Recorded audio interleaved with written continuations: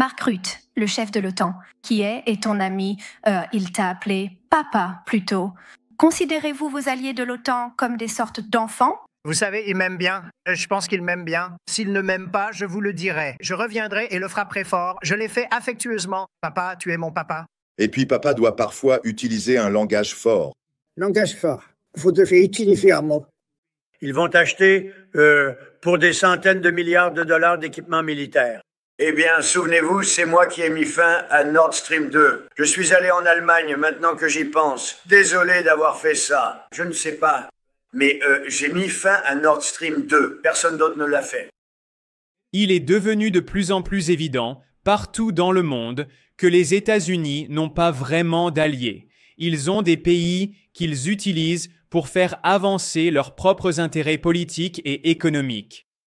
Et la présidence de Donald Trump a rendu cela très clair. Trump est extrêmement transactionnel et en matière de relations étrangères, il ne s'intéresse qu'à ce que les autres pays peuvent faire pour les États-Unis. Cependant, il faut bien comprendre que ce type d'approche agressive et impérialiste n'a pas commencé avec Donald Trump. Comme c'est si souvent le cas, il s'agit d'un problème qui dure depuis des décennies et d'autres anciens présidents américains ont mené des politiques très similaires. Mais Trump a supprimé toute nuance et l'a rendu évident comme le jour.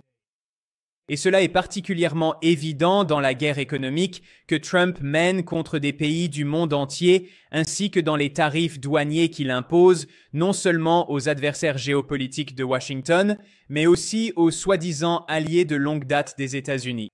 Et le meilleur exemple de cela est la façon dont Trump a traité l'Europe. En juillet dernier, Trump a imposé un traité inégal à l'Europe, un accord extrêmement déséquilibré dont les États-Unis tirent profit, tandis que l'Union européenne n'en retire rien. Comme l'a formulé le Financial Times, l'UE a succombé au rouleau compresseur des tarifs de Trump. L'élément clé de cet accord très déséquilibré que Trump a imposé à l'Europe est que l'UE autorisera les États-Unis à imposer des droits de douane de 15% sur toutes les exportations européennes vers les États-Unis, tandis que l'UE n'appliquera aucun tarif sur les produits américains. Ainsi, les entreprises américaines seront protégées de la concurrence européenne, mais les entreprises européennes ne seront pas protégées de la concurrence américaine. C'est pourquoi les médias d'État britanniques, la BBC, ont déclaré très clairement que les industries américaines sortent gagnantes de cet accord, tandis que les industries européennes en sortent perdantes. En particulier, les industries automobiles européennes, comme la puissante industrie automobile allemande, avec de grands constructeurs allemands tels que Volkswagen, BMW et Mercedes-Benz, vont être désavantagés, car toute voiture européenne exportée vers les États-Unis sera plus chère, 15% plus chère, tandis que les constructeurs automobiles américains pourront exporter leurs véhicules en Europe sans aucun droit de douane, ce qui les rendra plus compétitifs avec des prix plus bas en Europe. Et il en va de même pour l'industrie pharmaceutique américaine. Les médicaments américains seront moins chers en Europe, tandis que les médicaments européens seront plus chers aux États-Unis. Bien que je doive préciser que Trump a constamment affirmé à tort que l'Europe paierait ses droits de douane. Ce n'est pas vrai. Les autres pays ne payent pas les droits de douane. Ce sont les importateurs américains qui paient les droits de douane. Ainsi, par exemple, les concessionnaires automobiles aux États-Unis qui vendent des voitures allemandes comme les BMW ou les Volkswagen, ces concessionnaires devront payer une taxe de 15% sur les importations aux États-Unis et non les constructeurs automobiles allemands. Ils ne paient pas réellement la taxe, mais ils en souffriront car il leur sera plus difficile de concurrencer sur le marché américain. Mais au final, c'est le consommateur américain qui devra payer des prix plus élevés pour les produits européens, ce qui explique pourquoi la BBC a également dit à juste titre que les consommateurs américains sont perdants dans cet accord. Trump gagne, les entreprises américaines et les grands milliardaires qui ont financé sa campagne gagnent. Ils font face à moins de concurrence internationale, bénéficient d'une plus grande protection nationale. Les consommateurs américains et les entreprises européennes perdent dans cet accord unilatéral. Un autre responsable européen a souligné que l'UE serait dans une bien meilleure position économique si elle avait effectivement riposté lorsque Trump a annoncé pour la première fois ses tarifs sur l'Europe en avril. C'est ce que la Chine a fait. La Chine s'est défendue lorsque Trump a imposé ses tarifs agressifs et unilatéraux. Ils n'étaient pas réciproques, comme Trump l'a faussement affirmé. Ils étaient unilatéraux.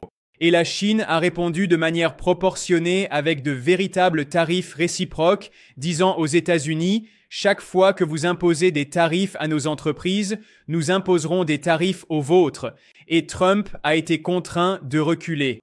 Qu'a fait l'Europe? L'Europe s'est complètement capitulée. Elle a cédé, s'est rendue et a dit « Oui, monsieur, empereur Trump, nous ferons tout ce que vous voudrez. » Et c'est ainsi que nous nous sommes retrouvés dans cette situation où non seulement l'Europe accepte cet accord très déséquilibré dans lequel les États-Unis imposeront des tarifs aux entreprises européennes sans réciprocité, mais ce n'est pas tout, c'est même encore pire.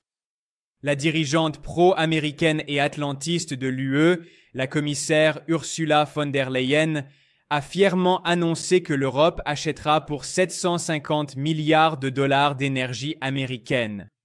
Comme l'a dit von der Leyen, je cite, « Nous remplacerons le gaz et le pétrole russe par d'importants achats de gaz naturel liquéfié, GNL, américain, de pétrole et de combustible nucléaire. » Fin de citation. Elle se vante donc du fait que les États-Unis profitent de cet accord, tandis que l'Europe doit payer une énergie plus chère au lieu d'obtenir du gaz bon marché par pipeline depuis la Russie, qui est nettement moins coûteux que le GNL américain, lequel doit être transporté à travers l'océan Atlantique. Voici un extrait de la conférence de presse dans lequel Trump se vante des détails de l'accord. Ils vont acheter pour des centaines de milliards de dollars d'équipements militaires. Très important, ils vont acheter pour 750 milliards de dollars d'énergie, donc ce sera formidable, et 600 milliards de dollars d'investissement aux États-Unis, en plus de ce qu'ils ont. Ainsi, ces accords que Donald Trump a imposés à l'Europe, au détriment des peuples européens et au profit des entreprises américaines, sont des symboles parfaits de la manière dont les États-Unis exploitent leurs soi-disant alliés. Ce sont des traités inégaux. Et Trump était tellement ravi lorsqu'il a annoncé cet accord qu'il a imposé à l'Union européenne, qu'il l'a qualifié de plus grand accord jamais conclu. Et l'un des moments les plus révélateurs de la conférence de presse annonçant cet accord a été lorsqu'un journaliste a demandé à Ursula von der Leyen, la commissaire européenne, « Que gagne l'UE avec cet accord? Les États-Unis font-ils des concessions ?» Et bien sûr, von der Leyen n'a pas vraiment répondu à la question, mais la réponse est non, les États-Unis ne font aucune concession. J'ai une question pour le président du commissaire européen. Qu'est-ce que les États-Unis acceptent? À quoi renoncent-ils dans cet accord s'ils renoncent à quelque chose? Alors, comme nous, le point de départ était un déséquilibre, un excédent de notre côté et un déficit du côté des États-Unis. Et nous voulions rééquilibrer la relation commerciale. Donc, pour résumer, un journaliste a demandé à la dirigeante de l'UE « Qu'est-ce que les États-Unis abandonnent ?» Et elle a répondu « Rien. Les États-Unis obtiennent tout et l'Europe abandonne tout. » Et Trump s'est vanté du fait que l'Europe allait acheter tout ce pétrole et ce gaz aux entreprises américaines et qu'elle n'allait pas l'acheter à la Russie. Donc, bien sûr, l'Empire américain est satisfait et certains va-t-en-guerre en Europe sont contents que le commerce européen avec la Russie continue de diminuer et de s'assécher. Il est déjà très faible depuis la guerre en Ukraine. Mais au lieu d'acheter de l'énergie à la Russie, l'Europe va désormais être complètement dépendante, en tant que vassale des exportations d'énergie des États-Unis. Cela n'a pas commencé avec Donald Trump. Trump s'est simplement contenté d'ôter le masque, il a levé le voile et rendu cela indéniable. Mais cela fait même des années que l'on entend des voix en Europe se plaindre de la vassalisation de leur région. En 2023, le principal groupe de réflexion européen, le Conseil européen, des relations internationales qui est financé par plusieurs gouvernements européens. C'est un think tank très traditionnel, néoconservateur en Europe, pro-OTAN, pro-occidental, anti-Russie, et pourtant même ce think tank a publié en 2023 un document de politique intitulé « L'art de la vassalisation », se plaignant que même sous Joe Biden, avant que Trump ne remporte l'élection de 2024, la souveraineté de l'Europe était en train d'être érodée et que les États-Unis traitaient leurs soi-disant alliés comme des vassaux et les exploitaient. La subordination croissante de l'Europe à l'Empire américain est une tendance qui remonte à plusieurs décennies. Mais comme pour beaucoup d'autres choses, comme la dédollarisation, la croissance des BRICS et l'émergence d'un monde de plus en plus multipolaire, Trump a accéléré ces tendances qui existaient déjà avant lui, mais qui prennent désormais une ampleur considérable, car Trump menace ouvertement des pays partout dans le monde. Aujourd'hui, la majeure partie du monde s'éloigne des États-Unis. C'est particulièrement vrai pour les pays des BRICS. Les BRICS gagnent en influence et s'élargissent. Ils comptent désormais 10 pays membres et 10 partenaires, et chaque année, de nouveaux pays rejoignent les BRICS. Cette organisation dirigée par le Sud global représente aujourd'hui plus de la moitié de la population mondiale, soit 56%, et les BRICS représentent 44% du PIB mondial mesuré en parité de pouvoir d'achat. Ils sont donc sur le point de représenter la moitié de l'économie mondiale. Et la majorité mondiale s'éloigne des États-Unis pour adopter une politique étrangère multipolaire plus indépendante, tandis que l'Europe devient de plus en plus dépendante des États-Unis et de plus en plus subordonnée à ceux-ci. L'exemple le plus embarrassant et humiliant de cela a été le sommet de l'OTAN qui s'est tenu aux Pays-Bas en juin 2025, au cours duquel Trump a tenu une conférence de presse avec le secrétaire général de l'OTAN, Mark Rutte, qui avait auparavant été Premier ministre des Pays-Bas pendant 14 ans, de 2010 à 2024, et qui appartient à un parti de droite pro-américain. Et lors de cette conférence de presse, le dirigeant de l'OTAN, l'ancien dirigeant des Pays-Bas, a appelé Donald Trump « Papa ». Écoutez cet extrait humiliant. Ils se disputent comme des enfants, puis ils se battent. Impossible de les arrêter. Laissez-les se battre pendant 2 ou 3 minutes, puis il sera plus facile de les arrêter. Et puis papa doit parfois utiliser un langage fort. Langage fort. Vous devez utiliser un mot. Par la suite, un journaliste a interrogé Trump à ce sujet lors d'une conférence de presse et il s'est essentiellement moqué de ses soi-disant alliés de l'OTAN en disant « Oui, je suis leur papa ». Et à l'arrière-plan de la vidéo, on peut voir le secrétaire d'État américain et conseiller à la sécurité nationale, Marco Rubio, en train de rire. C'est tellement humiliant pour les vassaux européens de l'Empire américain. Mark Rutte, le chef de l'OTAN, qui est ton ami, il t'a appelé papa plutôt. Considérez-vous vos alliés de l'OTAN comme des sortes d'enfants ? Vous savez, il m'aime bien. Je pense qu'il m'aime bien. S'il ne m'aime pas, je vous le dirai. Je reviendrai et le frapperai fort. Je l'ai fait affectueusement. Papa, tu es mon papa. Et ce n'était que le début de l'humiliation, car cette même semaine de juin, les États-Unis menaient une guerre contre l'Iran, et le chef de l'OTAN, Mark Rutte, a envoyé un long message à Trump, le couvrant d'éloges et le flattant outrageusement. Et Trump a publié une capture d'écran de ce message sur son site Truth Social et on y voit le chef de l'OTAN s'incliner devant l'empereur américain et dire, je cite, « Félicitations et merci pour votre action décisive en Iran. C'était vraiment extraordinaire et personne d'autre n'aurait osé le faire. Cela nous rend tous plus en sécurité. » Et il a ensuite continué à parler du sommet de l'OTAN, je cite, « Donald, tu nous as menés à un moment vraiment, vraiment important pour l'Amérique, l'Europe et le monde. Tu vas accomplir quelque chose qu'aucun président américain n'a réussi à faire depuis des décennies. L'Europe va payer, et de façon significative, comme elle le doit, et ce sera ta victoire. » Fin de citation. C'était le chef de l'OTAN et l'ancien dirigeant des Pays-Bas. Voilà à quel niveau inimaginablement bas l'Europe est tombée.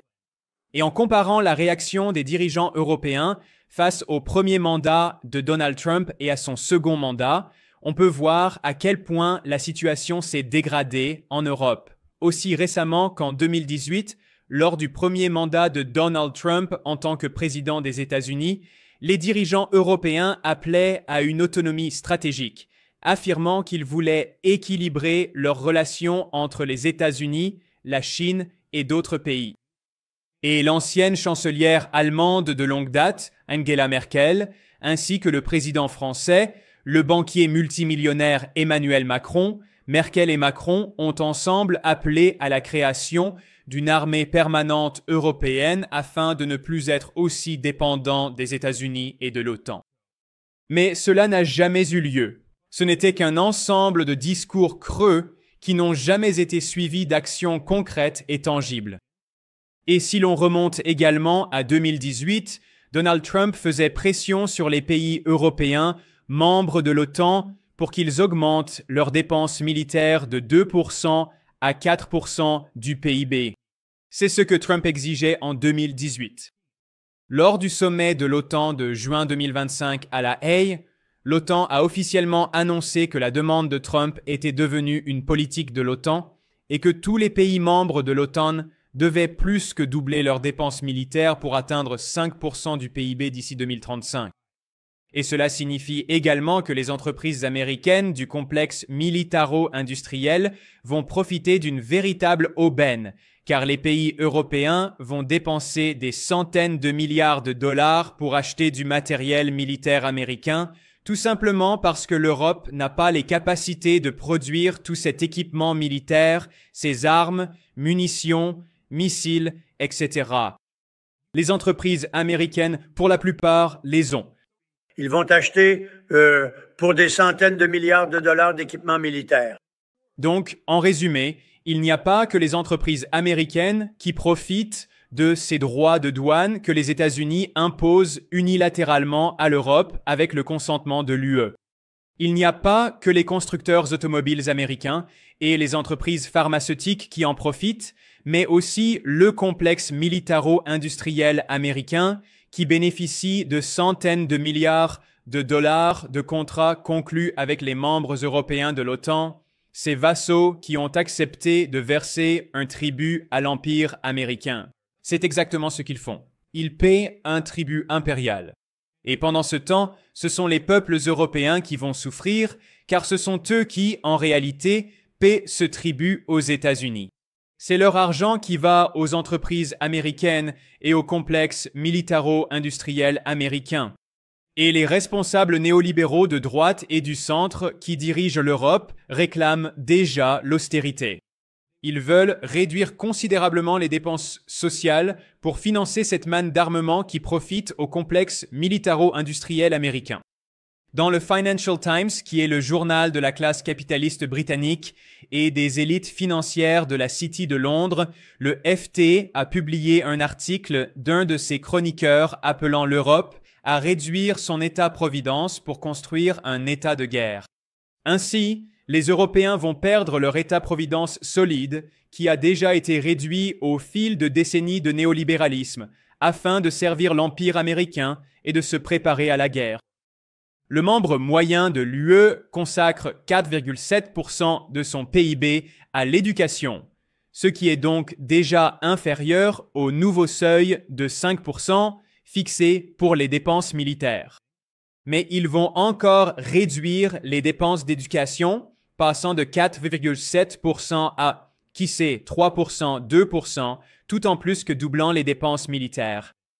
Et le membre moyen de l'Union européenne consacre 10,4% de son PIB à la santé, et il y a de nombreux pays européens qui ne dépensent qu'environ 5% de leur PIB pour la santé, comme le Luxembourg ou la Roumanie. L'Irlande dépense 6%, la Pologne dépense 6%, et pourtant ils vont maintenant réduire les dépenses de santé afin de plus que doubler leurs dépenses militaires. Ce n'est pas nouveau que le gouvernement américain mène des politiques qui exploitent l'Europe et profitent aux États-Unis au détriment de ses soi-disant alliés. Mais ce qui distingue l'administration Trump, c'est que Trump dit si souvent tout haut ce que d'autres taisent. Et contrairement aux démocrates qui affirment souvent que la politique américaine est censée être motivée par la démocratie et les droits de l'homme, les responsables de l'administration Trump disent ouvertement « Non, nous sommes un empire, nous sommes une hégémonie, nous n'agissons pas de manière bienveillante, nous agissons pour soutenir nos propres intérêts économiques, pour exploiter d'autres pays dans un jeu à somme nulle. » Dans la vision du monde, Make America Great Again, ou MAGA, un camp doit gagner, c'est-à-dire les États-Unis, et l'autre doit perdre. Et cela s'applique à tout le monde, y compris aux alliés de longue date des États-Unis. Ce que l'administration Trump illustre, c'est à quel point l'ancien secrétaire d'État américain et criminel de guerre, Henry Kissinger, avait raison lorsqu'il a déclaré, je cite, « Il peut être dangereux d'être l'ennemi de l'Amérique, mais être son ami est fatal. » Fin de citation. L'Europe l'apprend à ses dépens.